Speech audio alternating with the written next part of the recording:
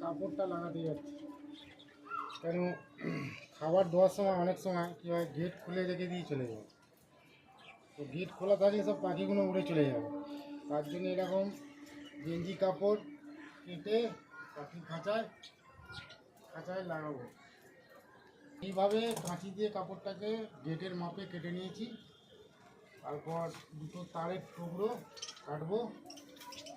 এইভাবে দুটো তারের টুকরো ছোটো ছোটো, বেশি বড় নয়, দুটো তারের টুকরো কেটে নেবো। গ্লাস দিয়ে এইভাবে গেঞ্জিটা কেটে তার লাগিয়ে এই গেটের কাজটা লাগিয়ে দেবো। যখন পাখিকে খেতে দেবে কেউ, তখন কী হবে, গেট খোলা থাকলেও পাখিগুলো বেরোতে পারবে না। এইভাবে এই যে তার দিয়ে করে দিলাম। যদি পাখির গেট খোলা থাকে তাহলে পাখিগুলো বাইরে বেরোতে পারবে না। এই যে গেটটা খোলা আছে, কাপড়টা দিয়ে দিলাম। পাখিগুলো হয়তো কেউ খাবার দিতে গিয়ে গেটটা খোলা রেখে দিল, কিন্তু পাখিগুলো বেরোবে না। ওই জন্য এটা লাগিয়ে দিলাম।